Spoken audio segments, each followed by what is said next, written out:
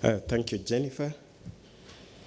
Honorable Peter Kaluma, the MP for Homa Bay Town, representing the Speaker, Ms. Rose Kev, the Deputy High Commissioner, British High Commission in Nairobi, Professor Collins Odote, the Chair of Council of Legal Education, Mr. Francesco Cecchi, Team Leader UNODC, the representative of the Director for Financial Reporting Center, council members of CLE present, Mr. David Sigano, the CEO of East African Law Society, Professor Mbote, I think she's on her way, Honorable Gitobi Manyara, other invited guests. Permit me to adopt the protocol that has already been set out for purposes of saving on time. Ladies and gentlemen, it is my distinct honor on behalf of the Council of Legal Education to welcome everyone at this opening session of the Conference on the Future of Legal Education in Kenya and the region.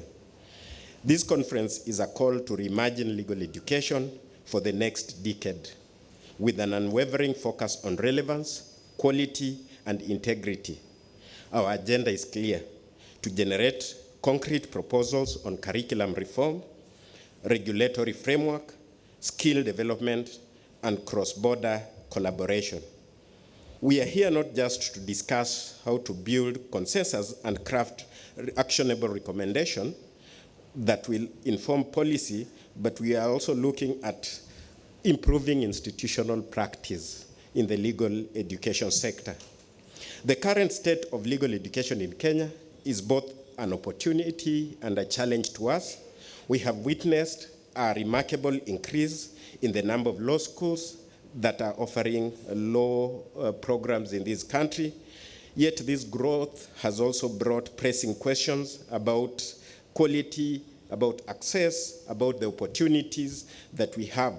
And the debate around the number of advocates entering the market has been a concern that has been raised both in formal and informal settings. There are also quite a number of areas that needs to be addressed. There is the undefined paralegal career pathway and how people would then join in the legal profession in the Kenya. There's the need for harmonization of the entry requirement to the law programs and to the ATP programs, all of which are challenges that are faced in the contemporary legal education provision. The legal sector itself is evolving rapidly. It is shaped by global complexity, financial systems, and technologies that are coming to bear. These trends have heightened the risk of money laundering, concerns on terrorism financing, and organized crimes. It is imperative that our legal education equips graduates with the competencies to meet these new challenges, and there is a call for integration of the emergence of AML, CFT, and alternative dispute resolution, as well as technology and ethics in the curriculum for training of lawyers. Ladies and gentlemen, we must also prioritize access to equality and equity and also diversity.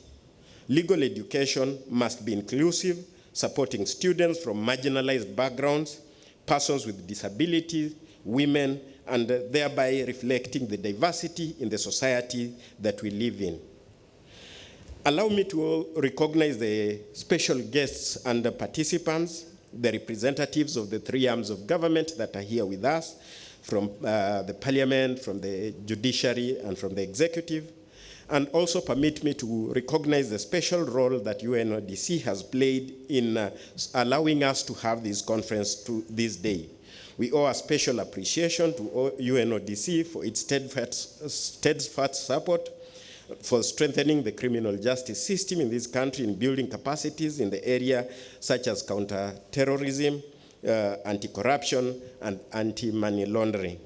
The Council of Legal Education is committed to working collaboratively with the universities, with professional bodies, with the judiciary, with the regional councils. And let me pause to just recognize our partners from Uganda, LDC. On a very short notice, they were able to come, and we do appreciate that you are with us and you agreed to make presentations at this conference. I encourage active participations so that we may have a dialogue throughout this conference. By the end of the deliberations, we should aim to develop clear recommendations on the curriculum and the assessment reform, on regulatory improvements, and on roadmap to regional collaboration. The Council pledges to consider this resolution as we shape the future of legal practice in this country. Let us embrace constructive discussion. Together we can ensure that legal education in Kenya and the region remains as a beacon of quality and social responsiveness. So permit me to welcome you to this conference. I thank you.